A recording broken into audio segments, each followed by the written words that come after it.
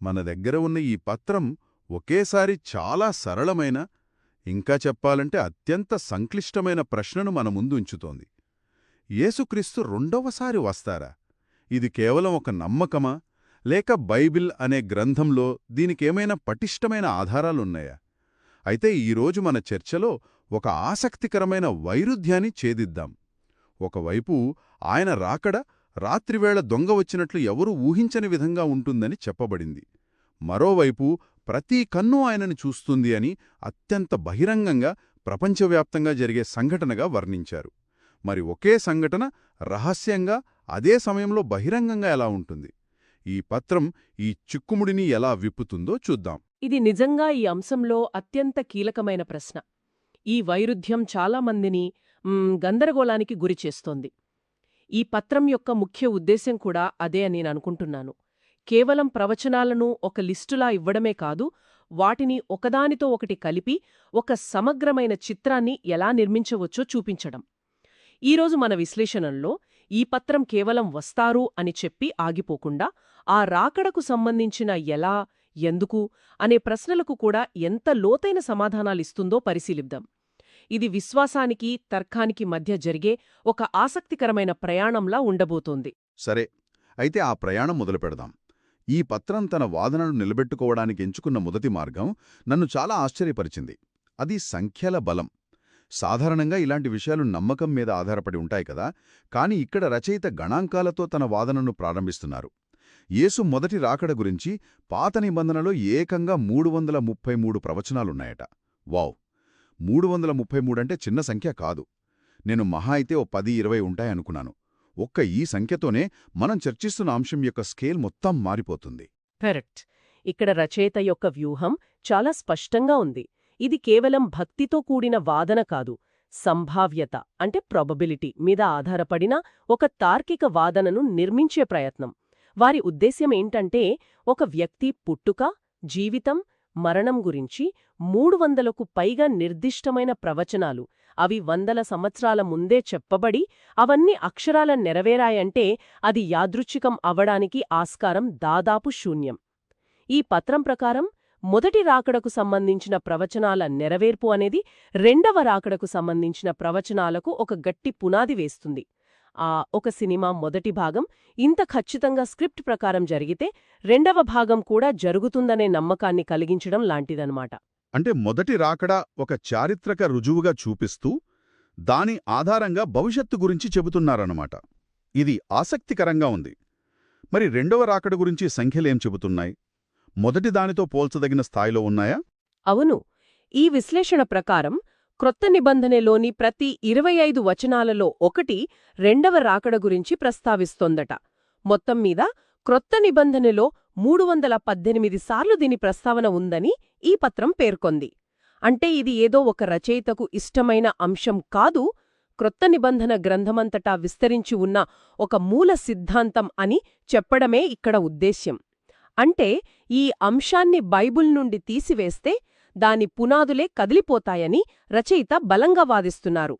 సంఖ్యల ద్వారా కేవలం ఆధారాన్ని చూపడమే కాదు, ఆ అంశం యొక్క ప్రాముఖ్యతను కూడా స్థాపిస్తున్నారు. సరే, ఈ సంఖ్యల వాదన బలంగానే ఉంది. ఇప్పుడు మనం మొదట అనుకున్న ఆ వైరుధ్యానికి వద్దాం. ఆయన రాకడ ఎలా ఉంటుంది? ఈ పత్రంలో ఉటంకించిన ఒక వాక్యం నా దృష్టిని ఆకర్షించింది. అపోస్తలుల కార్యగ్రంథంలో యేసు మేఘాల మీదికి వెళ్ళిపోతున్నప్పుడు దేవదూతులు శిష్యులతో ఎలా అన్నారనుంది. ఆయన ఏ రీతిగా వెళ్ళుట మీరు చూచితిరో ఆ రీతిగానే తిరిగివచ్చును. ఈ మాట చాలా సూటిగా, స్పష్టంగా ఉంది.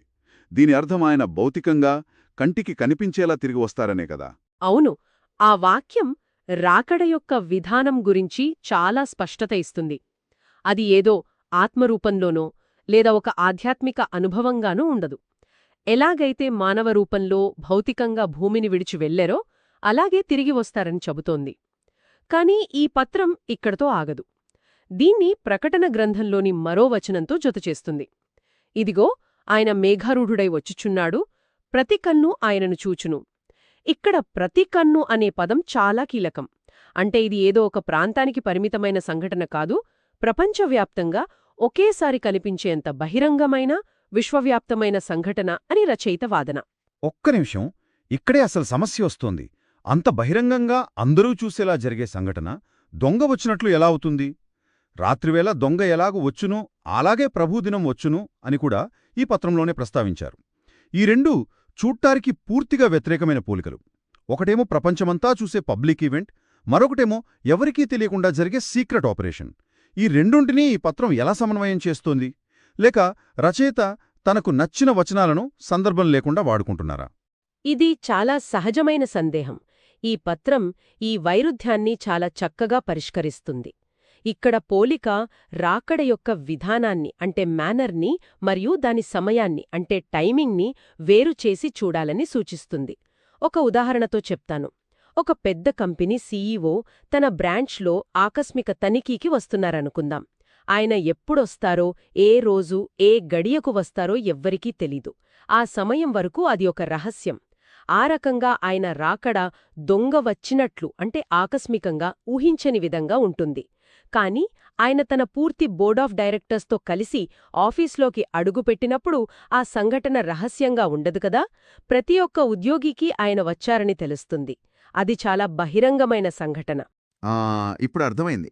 అంటే దొంగ అనే పోలిక సమయానికి సంబంధించింది, ప్రతి కన్ను చూచును అనేది సంఘటనకు సంబంధించింది. సమయం ఊహించనిది, కాని సంఘటన మాత్రం ప్రపంచమంతా చూసేది. ఈ వివరణ ఆ వైరుధ్యాన్ని పూర్తిగా తొలగిస్తుంది. అంటే ఆయన రాకడ ఎవ్వరూ సిద్ధంగా లేని సమయంలో జరుగుతుంది, కానీ జరిగినప్పుడు మాత్రం ఎవ్వరూ మిస్ అవ్వలేరు. ఖచ్చితంగా. ఆ రాకడ మహిమతో దూతల సమూహంతో ఉంటుందని కూడా మత్తయి సువార్తలోని వచనాన్ని ఈ పత్రం ఉటంకిస్తోంది. అంటే అది నిశ్శబ్దంగా జరిగేది కాదు, ఎంతో వైభవంగా అధికారికంగా ఉంటుందని స్పష్టం చేస్తోంది. కాబట్టి ఆ రాకడ ఆకస్మికమైనది కాని బహిరంగమైనది.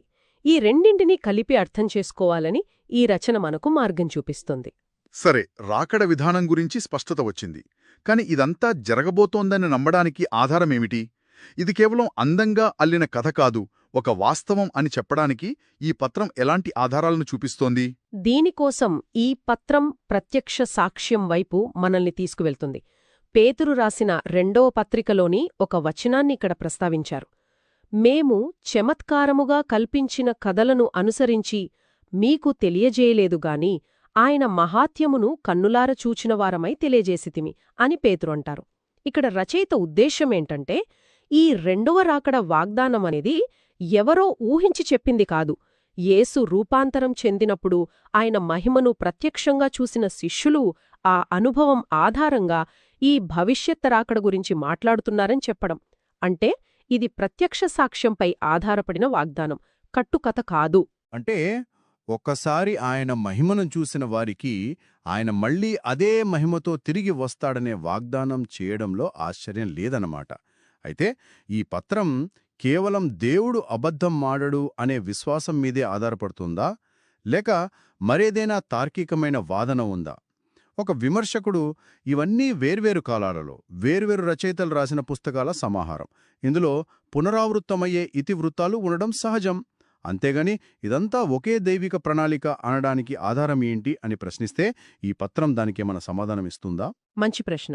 ఈ పత్రం ఆ వాదనను కూడా పరోక్షంగా ప్రస్తావిస్తుంది. హెబ్రీలకు రాసిన పత్రికలోని ఒక వచనాన్ని ఉటంకిస్తూ ఈ రాకడకు ఒక నిర్దిష్టమైన ఉద్దేశముందని చెప్తుంది. ఆ వచనం ప్రకారం ఆయన మొదటిసారి పాపములను భరించుటకు వచ్చారు, రెండవసారి రక్షించుటకు వస్తారు. ఇక్కడ ఒక తార్కికమైన క్రమముంది. ఇది ఒక కథ యొక్క 2 భాగాలుగా చూపించబడింది. మొదటి భాగం సమస్యకు పరిష్కారం చూపిస్తే, రెండవ భాగం ఆ పరిష్కారం యొక్క ఫలితాన్ని అందిస్తుంది. కేవలం పునరావృతమయ్యే ఇతివృత్తంలా కాకుండా ఒకదానిపై ఒకటి ఆధారపడిన ఒక ప్రణాళిక ప్రకారం సాగే కథనంలా దీన్ని ప్రదర్శిస్తున్నారు. మొదటి రాకడ లేకుండా రెండవ రాకడకు అర్థం లేదు. రెండవ రాకడ లేకుండా మొదటి రాకడ అసంపూర్ణంగా మిగిలిపోతుంది. ఇదంతా బానే ఉంది, కాని దీని అసలు ప్రయోజనమేంటి? ఆయన తిరిగి రావడం వెనుకున్న పెద్ద లక్ష్యమేమిటి? కేవలం తనను నమ్మినవారిని తీసుకువెళ్లడానికేనా, లేక ఇంకేమైనా ఉందా? దానికే ఈ పత్రం చాలా స్పష్టమైన, బహుశా కొంత కఠినమైన జవాబిస్తోంది. ప్రకటన గ్రంథంలోని చివరి అధ్యాయంలో యేసు స్వయంగా చెప్పినట్లుగా ఉన్న ఒక వాక్యానేది ఉటంకిస్తోంది. ఇదిగో, నేను త్వరగా వచ్చుచున్నాను. వాని క్రియ చొప్పున ప్రతివానికి ఫలమిచ్చుటకు నేను సిద్ధపర్చిన జీతము నా యొద్ద ఉన్నది. ఈ ఒక్క వాక్యం రాకడ యొక్క ఉద్దేశాన్ని పూర్తిగా మార్చేస్తోంది. ఇది కేవలం రక్షణకు సంబంధించిన సంఘటనే కాదు, తీర్పు మరియు ప్రతిఫలానికి సంబంధించిన సంఘటన కూడా. అంటే ఒక రకంగా ఇది అందరి జీవితాలకు సంబంధించిన ఫైనల్ రిపోర్ట్ కార్డ్ లాంటిదా? ఆ పోలిక సరిగ్గా సరిపోతుంది. ఈ రచన ప్రకారం ఆయన రాకడ ఒక ముగింపు, ఒక లెక్క చూసే సమయం. మనుష్యులు జీవించిన విధానాన్ని బట్టి, వారి క్రియలను బట్టి వారికి ప్రతిఫలం ఇవ్వబడుతుందని నొక్కి చెబుతోంది.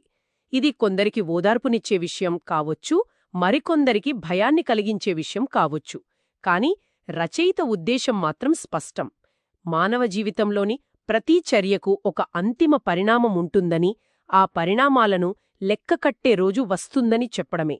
కాబట్టి ఈ రాకడ అనేది మానవ చరిత్రని సుదీర్ఘ నాటకానికి ముగింపు అంకంలాంటిది. రాకడ అనేది వందల కొద్ది ప్రవచనాలతో బైబిల్లో బలంగా స్థాపించబడిన అంశమని రచయిత వాదిస్తున్నారు. ముఖ్యంగా ఆయన రాకడ దొంగలా, ఆకస్మికంగా ఉంటుంది, కాని అదే సమయంలో ప్రతి కన్ను చూసేంత బహిరంగంగా ఉంటుందనే వైరుధ్యాన్ని సమయం మరియు సంఘటన అనే రెండు విభిన్న కోణాల ద్వారా ఈ పత్రం పరిష్కరించింది. చివరగా ఈ రాకడ కేవలం తిరిగి రావడం కాదు, ప్రతి ఒక్కరి క్రియల ప్రకారం ప్రతిఫలమిచ్చే ఒక విశ్వవ్యాప్త తీర్పు దినమని స్పష్టం చేసింది. అవును.